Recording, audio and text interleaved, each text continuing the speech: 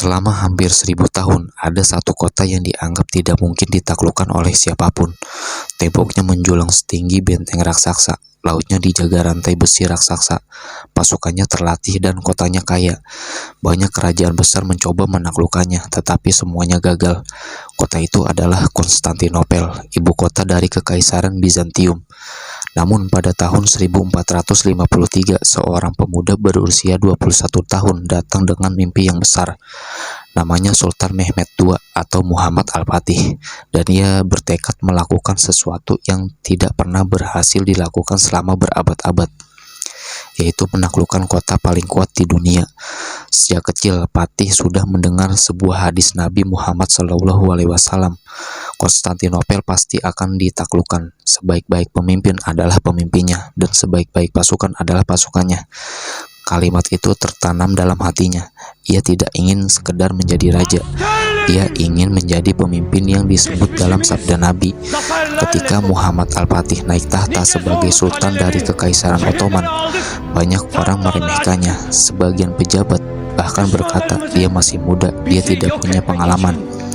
Musuh-musuh Ottoman pun berpikir hal yang sama. Mereka menganggap Al-Fatih hanyalah pemuda yang terlalu berambisius. Tetapi mereka tidak tahu bahwa pemuda ini telah mempersiapkan penaklukan itu sejak lama. Ia mempelajari strategi perang, ia mempelajari peta Konstantinopel, bahkan memerintahkan pembangunan meriam raksasa yang belum pernah ada sebelumnya. Meriam itu begitu besar sehingga suaranya bisa terdengar berkilometer jauhnya. Pada musim semi tahun 1453, Muhammad Al-Fatih bergerak menuju Konstantinopel.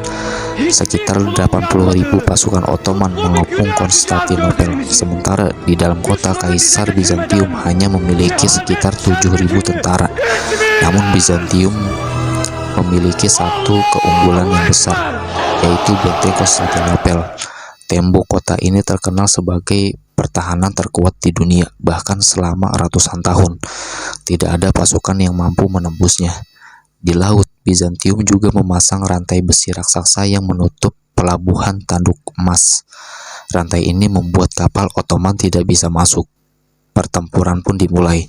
Meriam Ottoman mulai ditembakkan. Tembok raksasa Konstantinopel bergetar, tetapi tembok itu tetap berdiri. Hari demi hari berlalu, serangan demi serangan dilancarkan, namun kota itu tetap bertahan. Waktu terus berjalan, pasukan Ottoman mulai kelelahan. Sebagian jenderal mulai khawatir. Mereka berkata kepada Al-Fatih, "Wahai Sultan, mungkin kita harus mundur." Tetapi Al-Fatih menolak. Ia tahu jika itu mundur sekarang, maka mimpi itu akan hilang selamanya. Pada suatu malam yang sunyi, Al-Fatih berdiri di atas bukit. Ia menatap kota Konstantinopel yang bercahaya di kejauhan. Di hadapannya berdiri tembok yang selama ratusan tahun tidak pernah jatuh. Ia berdoa memohon kepada Allah agar diberi kemenangan. Di dalam kota, suasana juga penuh ketegangan. Penduduk Bizantium tahu bahwa ini adalah pertempuran terakhir mereka. Kota Konstantinopel jatuh, maka Kekaisaran Bizantium yang sudah berdiri lebih dari 1000 tahun akan berakhir. Kaisar Konstantin XI memimpin pasukannya berdiri di garis depan. Ia tahu satu hal, tidak ada jalan mundur. Kemudian Al-Fatih menemukan sebuah ide yang mengejutkan. Ia melihat bahwa pelabuhan tanduk emas dilindungi oleh rantai besar. Kapal Ottoman tidak bisa masuk dari laut, tetapi Muhammad Al-Fatih berpikir bagaimana jika kapal-kapal itu tidak datang dari laut. Malam itu sebuah rencana gila dilakukan. Pasukan Ottoman mulai menarik kapal-kapal perang melewati daratan. Puluhan kapal digeser menggunakan kayu dan minyak agar licin. Sepanjang malam mereka bekerja dalam diam. Ketika pagi datang, penduduk Konstantinopel terkejut. Kapal-kapal Ottoman tiba-tiba sudah berada di dalam pelabuhan tanduk emas. Bizantium tidak percaya dengan apa yang mereka lihat. Pertahanan mereka kini diserang dari dua arah. Serangan terakhir pun dimulai. Tanggal 29 Mei 1453, meriam ditembakkan tanpa henti. Pasukan Ottoman menyerbu tembok kota. Pertempuran sengit terjadi. Akhirnya sebuah bagian tembok runtuh. Pasukan Ottoman berhasil masuk. Kaisar Konstantin XI bertempur sampai akhir.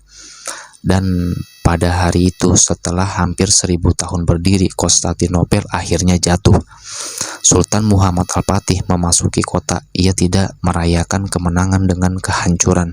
Sebaliknya, ia melindungi penduduk kota dan menjadikannya pusat peradaban baru. Konstantinopel kemudian dikenal dengan nama Istanbul, dan Mehmed II dikenang dalam sejarah sebagai Mehmed Al-Fatih, sang penakluk Konstantinopel.